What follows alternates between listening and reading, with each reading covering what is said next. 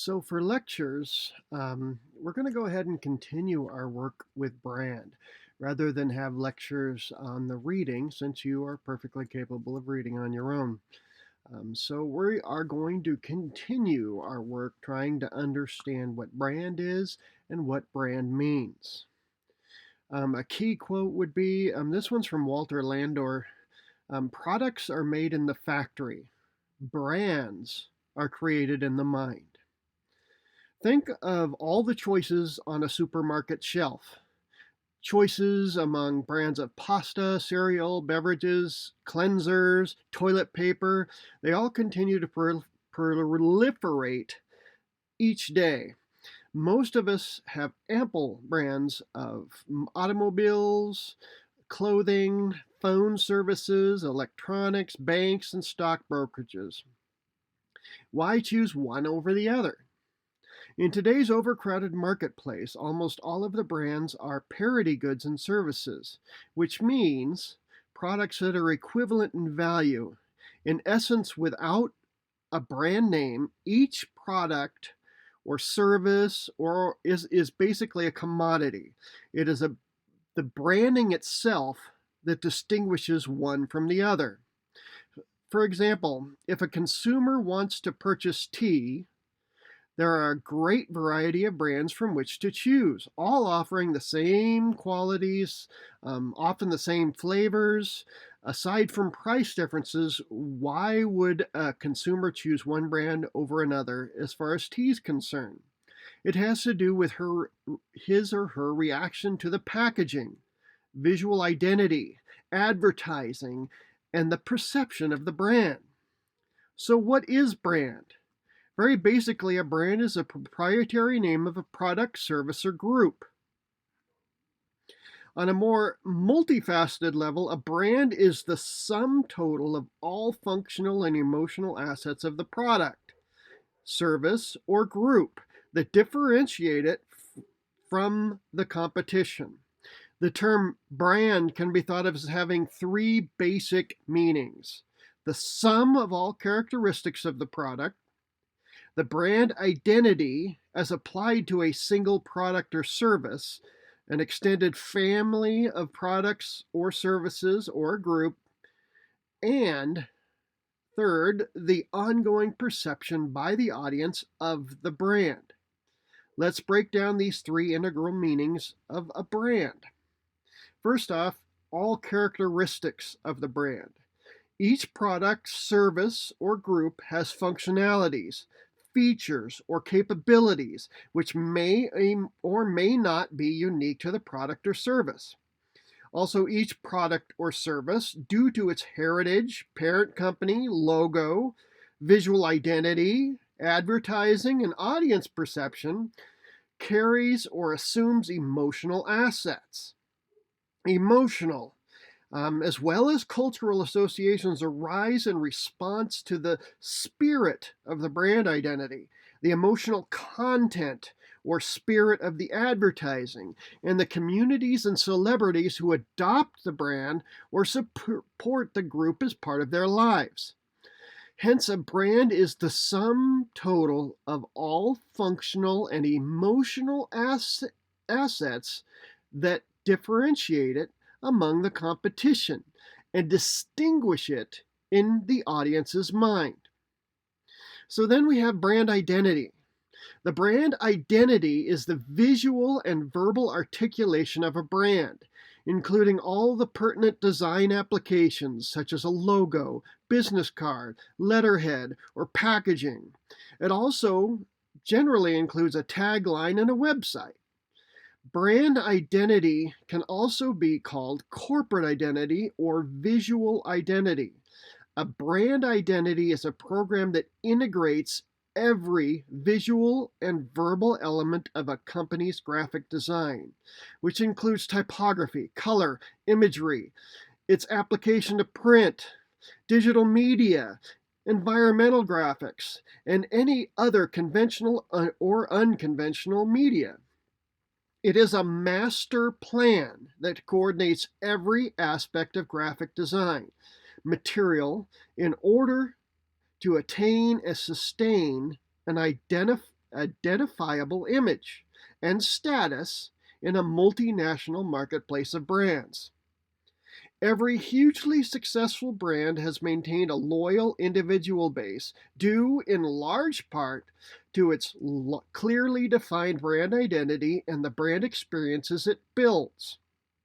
Although a very carefully planned strategic brand identity that is memorable, consistent, and distinctive, companies such as Coca-Cola, Sony, Walt Disney, 3M, Honda, and FedEx have been able to maintain customer loyalty and positive consumer perception. A consistent brand identity presents a memorable public face. You could use an example such as the identity for United Airlines. A brand identity usually consists of the following integrated components: a brand name, a logo, a letterhead, a business card, packaging, a website, and any other possible deliverable or application of the identity. The brand identity is applied to a single product, service, or group carrying the name brand. Brand extension, on the other hand, is applied to a new product, service, or group with a different benefit or feature that is related to the existing brand and extends the range of the existing brand. The target audience may be different. The audience's ongoing perception of the brand. The audience is whoever is on the receiving end of a brand experience, brand advertising, or social cause communications, whether it is a large group of people or an individual. A target audience is a specific group of people or consumers targeted for any brand application or experience, whether it's brand identity, traditional or unconventional advertising, public service advertising, or entire brand experience. The scope of an audience can be anything from global to international to national, regional, and local. In his biography, Songs My Mother Taught Me, celebrated actor Marlon Brando wrote that he didn't ask for power and influence. People bestowed it on him. Audiences decided whom they like. And it extends to inanimate objects as well. Ultimately, it is the public who decides which brands are stars. It is the opinion and perception of the audience that can make or break a brand. What people think of a brand is what counts. A brand is what it actually is, plus the user's perception and beliefs about the brand. An individual's perception of a brand, in most part, is based on the brand identity and the advertising, which constitutes the brand's public image and brand promise. There are other contributing factors to brand perception, such as the communities of celebrities who adopt the brand, but the brand promise is the functional and emotional advantage and value pledged to that user. Due to the nature of cumulative experiences with a brand, people may perceive the brand as delivering or not delivering on its brand promise. And if they deem it not to be delivering, they will move on to another brand. The brand promise has always been an important part of what makes a brand desirable, dating back to one of the first American brands, which was the National Biscuit Company's Uneeda biscuit, where the consumer was offered an inner sealed package, promising sanitary packaging and fresh, crisp crackers. Everything contributes to the perception of a brand, whether it be a celebrity's brand endorsement or whatever. Everything that a brand is contributes to the individual's perception of it. The perception is an extremely important branding component. There is the actuality of a brand, and then there is the audience perception of that brand. How an individual perceives a brand depends upon several factors. One, whether a brand delivers on the promise. 2, the individual's response to that brand identity. 3, the bond between the consumer and the brand generated by advertising, as well as the general response to that advertising. 4, brand placement and positioning in films, television, sports events. 5, the celebrity endorsers and users, paid or unsolicited. 6, testimonials. 7, the public image and behavior of the company or the group. 8, any public relations crisis, incident, or scandal involving said brand. 9, each separate experience a user has with that brand. So what is branding and what is a brand experience? When brands were first introduced, it was the brand name, brand promise, and logo and packaging that established the brand identity. Nowadays, branding has grown to include the entire development process of creating a brand name, brand identity, and in some case, brand advertising. So a brand experience is an individual audience member's experience as he or she interacts with a brand, every time he or she interacts with that brand. Every interaction a person has with a brand contributes to his or her overall perception of the brand. It can be positive, negative, or neutral.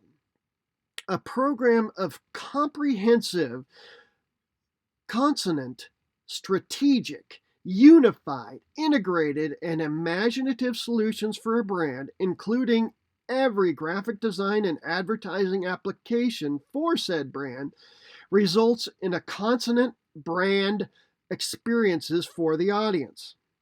Focus must be on how individuals experience the brand as each interacts with it. It entails understanding how to weave a common thread or voice. This is called brand harmonization, or the coordination or harmonization of all of the elements of a brand identity throughout all experiences. So a quote from Stan Richards of the Richards Group: "We don't just want people to buy a brand, we want people to buy into a brand, to make it part of their lives." So what are the types of branding? Visual communication professionals solve different types of branding problems. These problems can be sorted into several types: consumer, corporate, digital, organizations, cause-related marketing, global branding, and in branded environments. Consumer. The brand applications aim directly at consumers. Consumer product and service categories can include things like household goods, home electronics, and whatever. With any trip to a supermarket, one can realize very quickly how glutted the market is with competing brands. If a product doesn't make a relevant or strong brand experience, it is almost sure to be lost to the consumer. Then we have corporate branding. Branding created for corporations or corporate groups rather than for products and services. Brand identities and experiences are created for new companies, company mergers, and companies that go through name changes or want to be revitalized. When companies or nonprofit groups merge, often the old visual identities of both entities are discarded in favor of a new one to reflect the merger. To stay relevant in the marketplace, corporations revitalize or redefine their identities. Certainly, the identity must be appropriate for the new identity. It must convey the brand's spirit and differentiate it. An example would be Sibley Pete's design, straightforward and conservative logotype for the 401k company, which basically just says 401k company. Okay, so another type of branding is digital branding. And this one utilizes digital image, that is, on screen, to form, launch, and strengthen relationships between a brand and its users. It is web based and also can include any digital or on screen format for CD ROMs, kiosks, and other electronic exhibit systems. Interactive posters, internet extranets, rich media banners, and software interfaces for mobile devices and networked appliances. Almost every major brand employs websites, either corporate, brochureware, and or specialty websites. Digital branding should be in harmony with all the other brand applications. Then we have branding for organizations and advertising for organizations, both national and international, can include medical research, humanitarian, social or environmental issues, political and nonprofit organization, anything that is in the public interest. Cause-related marketing and advertising. Funding for nonprofit organizations can be sponsored by brands and corporations. For example, Ford Motor Company raising funds for breast cancer research through the sale of Lilly Pulitzer silk scarves. Then we have global branding, which can also be designed for an international audience. A monolithic brand strategy is one that presents the brand in the same way in all of its markets, globally or locally. A diversified or customized brand strategy adjusts and tailors the brand experience for cultural differences among its global audiences. So, branding environment. A branding environment is a visual identity that is formulated, tailored, constructed, and applied to a three-dimensional physical space for a variety of environments and for a variety of purposes, including to educate, entertain, endear, inspire, or promote. These applications can include retail design, sign and wayfinding systems, exhibit design, art or museum design, parks, aircraft environments, corporate environments. Since an individual's experience in a three-dimensional environment is on a critical level visceral and sensory, a branded environment can play a key role in determining an audience member's brand perception. So, who creates all of these brand experiences? Well, sometimes one design firm creates the whole brand experience. Just as often, different firms create different parts of a brand experience. A branding firm might set the brand strategy, a design firm might design the identity, a packaging firm might design the packaging, then an ad agency might design the advertising, and an interactive firm might design all the digital applications. Sometimes there is a lead firm that sets the strategy and controls and shepherds the brand applications. This lead firm has a particular name called the agency of record, kind of like a general contractor controls a bunch of specific contractors.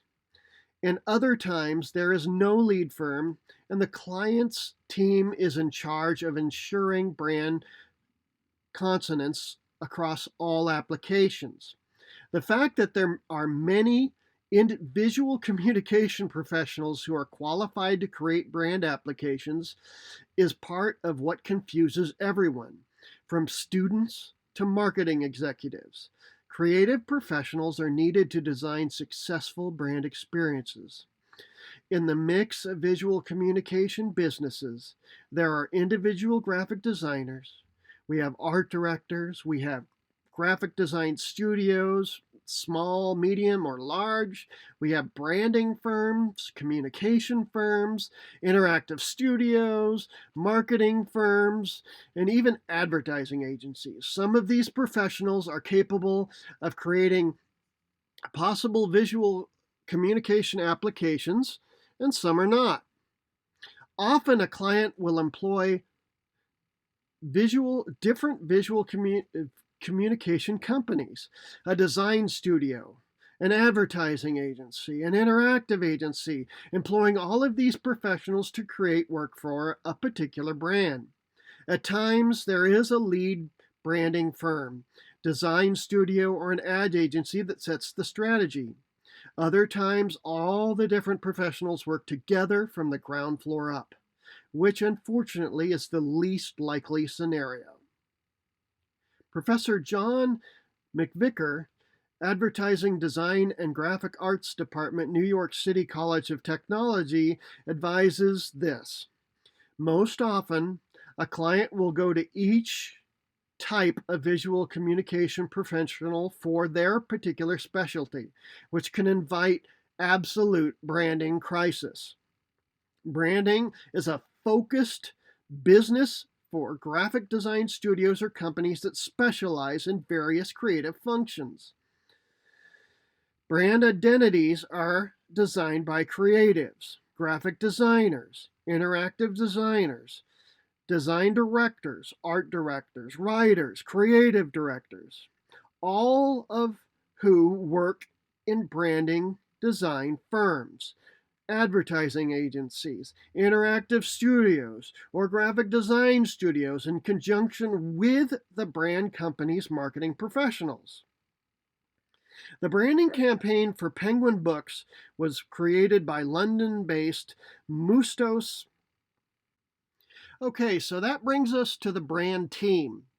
The brand company's marketing directors can contribute enormously to the creative process. Successful marketing directors have vision and insight and realize the importance of creative professionals in their mission.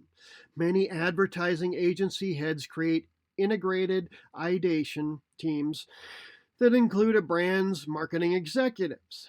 There are other ways that agencies and design studios form unconventional creative teams.